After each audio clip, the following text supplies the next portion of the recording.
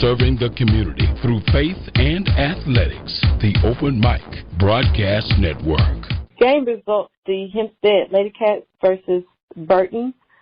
First set, Burton 25, Hempstead 10. Burton winning the first set. Second set, Burton 25 to Hempstead 11. Third set, Burton 25 to Hempstead 19. Burton winning all three sets. Shout out goes to Haley Herbert, Celeste Trujillo, Chloe Uvalli, and Natalie Salinas for stepping up and making good shots. Thank you. Brazos Valley Schools Credit Union has 13 different locations to better serve you. Locations in Rosenberg, Missouri City, Katy, College Station, Bryan, Brenham, and Waller, Texas. For more information, you can contact them on their toll-free number, 855-391-2149. Or you can send an email to information@bvscu.org. It's the radio guy, Mike Prince. Welcome to another special episode here of the Mike Prince Show. We have on the Brazos Valley Schools Credit Hotline none other than Coach Connell Maynor of the Alabama A&M Bulldogs. How you doing today, Coach? I'm doing good, man. All is well, considering got to make the best of our new normal. Yes, sir. The new normal, and what a new normal it is. Of course, the latest of the schedules being released for spring 21 football season. First and foremost, how did you even wrap your head around that when the discussions started up with that and then it became a reality? Well, the bottom line, you want the best for these kids, and you want these guys to have a chance to play their senior years and play football, the game they love, grew up dreaming about playing college football and perhaps on to the next level. And for that opportunity to be taken away, it's just heartbreaking. I was in their shoes before where, I was a college athlete, and I would hate it for, my senior year, junior year, for that matter, to be taken away. And so when they went to talks about playing in the spring, I was all for it, as long as those guys get the opportunity to play and use up the eligibility, I was all for it. Absolutely, and you got a special year coming up. And I got to admit, Coach, I'm a little bit partial to your quarterback, Brother Glass. He's one of my St. Louis natives, so I always got to reach out to the St. Louis homeboy. He's got a lot of expectations coming into this season, and to be able to have that extended for him had to be a great feeling, not only for him but for you as well. Did you all get a chance to discuss the possibilities of what could and couldn't be prior to this decision being made? Yeah, well, prior to the decision being made, we was going to play him this year, because that would have been the last years of eligibility. It would have exhausted. So we would have had to play him. We would have been forced to play him this spring. If they didn't give him back another year next year, we would have been forced to play him. Everything worked out, and, luckily for him and the rest of the seniors, they get to play this year and next year. Yes, sir. I know that's like a double bonus. Santa Claus came in July and August, huh? Who said it ain't a guy? Won't it do it? We're talking right now with Coach Connell Maynor of the Alabama A&M Bulldogs. Panthers will be on the schedule this year. You come to Prairie View, and it's been a long time since you guys have actually faced off, man. And I know you got other games on the schedule, but have you had a chance to assess what you're going to have to deal with when it comes to Panthers football?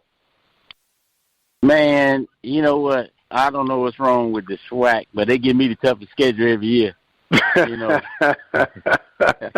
I got to play Grambling. I got to play PV. I got to play Southern. I won't play Southern this year, but, last couple of years we played Grambling and Southern. So, it just don't get any easier, man. And Coach Dooley doing a great job with those guys down there. You never want to face one of his teams.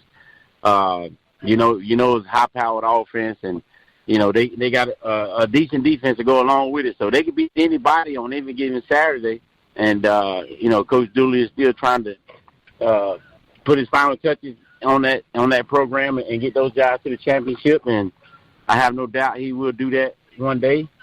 So we know it's going to be another tough game, man. We got to battle. It's on the road. It's hard enough to win games, and the SWAC is even harder to win them on the road. So, we don't look too far down the road, but when we saw the schedule with preview on there, we said, oh, Lord, here we go. So, well, Coach, that's what happens, man. You've been flying under the radar these past couple of years and been snake biting everybody. So now that they say everything's out in the open right now, but I'm pretty sure you will always have your team prepared to take care of things. What I've always liked about your offensive approach to things, I call it like a hybrid offense. You don't know what you're going to get from week to week, and you adjust to what you discover are the best possibilities of attacking that opponent for that week. And I'm pretty sure the formula is going to remain the same come the next season coming up, correct? Yes, sir, it sure will. I tell people all the time, it's not rocket science. We're going to play to our strengths, defense, weaknesses. So depends on what that team defense does, and that's what we try to attack. We try to attack that defense weaknesses, and we try to play to our strengths. So we don't ask our guys to do things that they can't do. We try to put guys in roles that they're comfortable doing. And, again, if a guy runs a 4.9, 4.8, I probably won't be sending him deep. I'm gonna run the fast guys deep. The guys that run the 4.9, they're going to be the possession receiver. So, again, play to your strengths. Don't try to do stuff you can't do. Don't ask kids to do stuff they can't do and not used to, because then they won't be successful. So I just try to keep it simple. I got a very simple concept of how I do things, and it's been pretty successful so far, so I'm going to keep doing it that way. We're talking right now with Coach Connell Maynor of the Alabama A&M Bulldogs. Now, Coach, it's been a little disruption as far as the signing days, and we didn't have the SWAC Media Day. So if you could you kind of bring us up to speed with some of the new additions that will be coming to Bulldog Nation and some of the expectations you'll have with these guys? We just signed some freshmen. We don't have a lot of big name guys, but we don't know who's going to play, how much they're going to help out. It all depends. We're going to play the best guys. So when we get to camp, we let them all battle and go from there. I can't give out too many secrets. Oh, Coach, we're not asking for the secret. We just a name or two.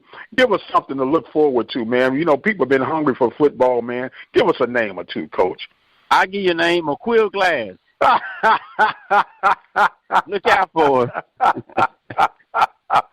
Coach, you can't leave a brother hanging like that, Coach. We're supposed to have one love, man. No, we got basically our returners are the guys we got to lean on.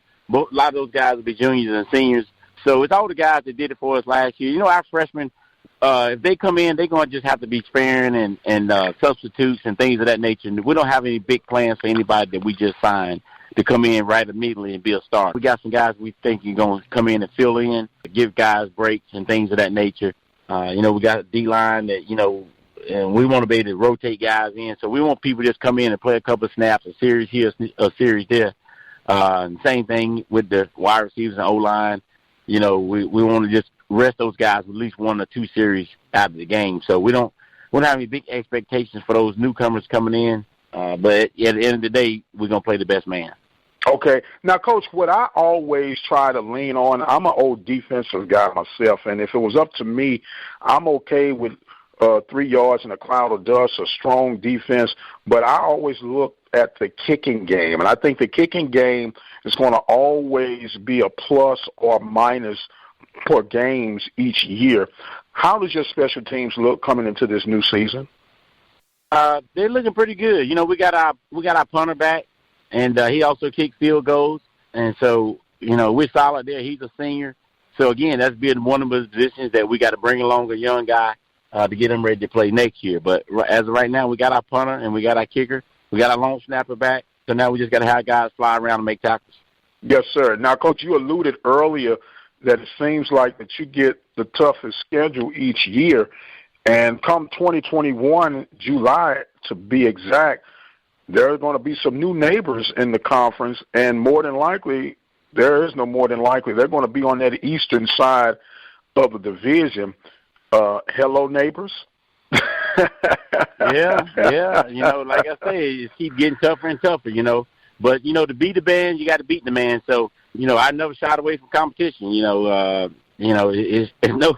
I always tell my guys, no such street called Easy Street. It's always one street over. So, You got to roll up your sleeves and be ready to fight, man. And to win the SWAC, you got to beat those guys anyway. You got to beat somebody anyway in the championship game. You got to beat somebody to get to the championship game. So, hey, let's go. Yes, sir. Now, with the COVID pandemic that we've been dealing with, and everybody had to make the adjustments, and we know that everybody had to get ready for the Zoom and this, that, and the other, what recruiting techniques have you been able to discover that could help you that you probably wasn't as in tune to before this pandemic hit, Coach? Well, I don't think it's anything that could help us more. It's just the fact that, we have to go to these Zooms. We have to do virtual tours of the campus, which, everybody wants to be on the campus and physically see your stadium and your locker room and your weight room and your dorms and your CAF. And so we just got to do that virtually. So I don't think it's an advantage or anything that we're doing now that's going to really help us when we get back to normal, because those kids, you got to get those kids on campus, and you got to get down there and eyeball those kids. The coach going to say, yeah, Coach, he's 6'2", he's 6'3", 285. We get down there, he's 6'1", or he's 6 feet. He's 65, you know what I'm saying? So we still got to get down there, eyeball them, and we still got to get them up on campus and let those guys visit and see what we made of. So I don't think it's any advantage or anything that we're doing right now that's better than what we could do the old way. Okay. Now, Coach, with the testing protocols and everything, what procedures are you guys using in Huntsville right now as far as testing goes and quarantine in the event that some guys show up positive? Right now, we can't use the athletic facilities. No athletic facilities, weight room, football field, meeting. We can't do any of that.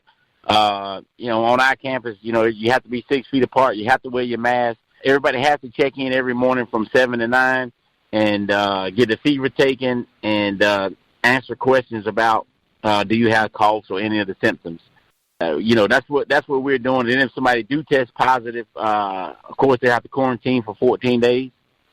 So I think we're doing a good job. We're giving them masks. We gave every student athlete or every student 2 masks, and we're taking all precautions and making it, trying to keep it as safe as possible. Got rules in to where if you get caught without your mask or you're doing something you ain't supposed to do, it's $50 fine, things of that nature.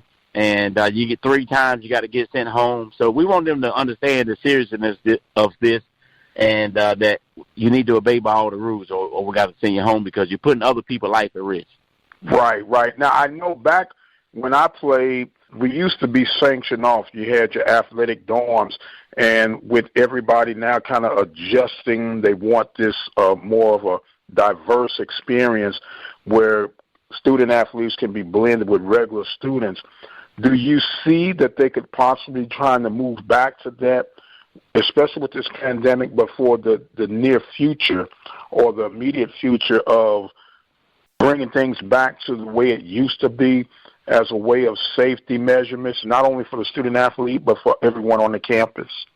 Well, I think that have to be up to the NCAA because they got a rule in that, you can't have athletic dorms, just all athletes. So what people would do, they would put 1 or 2 or 10 regular students in there. Now you can't call it all athletes dorm, So it's an NCAA rule to kind of stop that. And, people, they don't have to beat all the rules. So they put, if you got 350 student athletes and then you put 50 regular students, now you got 400, but you got regular students mixed, so you can't just call it a student athletic dorm, But, you got to have single bathrooms. You can't have a community bathroom. You got to have rooms where you got your own bathroom and things of that nature. That's the only way you can really keep these young men and women safe is, have their own bathroom. So all the dorms today don't have your own bathrooms, so it's still a little bit of a problem there. And so hopefully in the future now they'll start going to all the single rooms or just the 2 in the bathroom, 2 in the room have a community bathroom. So I don't know. We'll see. Yes, sir. It's always something coming up around the corner, is it not? It always is. Always. But just like always, you make the adjustments and you move forward with the best that you can while you can. We're speaking right now with Coach Connell Maynor of the Alabama A&M Bulldogs, getting ready for spring 21 football season. Coach been tight-lipped. Didn't want to tell us all of the newcomers. He said, look out for Mr. Glass, which I don't think anyone has to be put a post bulletin out to look out for him. An exceptional young man. And I'm on record for saying, Coach, and I don't want you to get in trouble, but I'll say it, you do not have to respond, but I thought he should have been player of the year, but that's just one man's opinion, right? But an exceptional ball player. And if you could summarize what he brings to Bulldog Nation, how would you do that? Leadership. Okay. One word to be leadership, on and off the football field. In the classroom, on the football field, in the weight room, on the practice field, and he's going to represent our conference also with the NCAA this year, or next year coming up, also on a committee. He's an outstanding young man with a lot of class. Instead of glass, it should be class. I know that's right. Glass with class, and I got to bring out that he is from the STL. I really appreciate that. Coach, I appreciate you making yourself available with us here on the Brazos Valley Schools Credit Union Hotline. And as a custom here, we want to give you some closing thoughts and comments, and the floor is now yours, sir. All right, well, I just want everybody to stay safe, stay 6 feet apart. Wear your mask. This thing is serious, and so take it like it's serious. It don't just affect you; it affects everybody around you. It might not be you. You might take it home to your mama or your uncle or your brother, your grandma or your granddaddy, and they might not be able to handle it, and it could do some terminal things to them. So just don't think about yourself. Think about everybody else. And God bless everybody. All right, he is Coach Connell Maynor of the Alabama A&M Bulldogs. I am the radio guy, Dr. Mike Prince, and we do thank you for joining us on the Brazos Valley Schools Credit Union Hotline and the Mike Prince Show. The time has come where I must exit stage left, but until the next time, you guys be blessed, and we'll see you on the other side.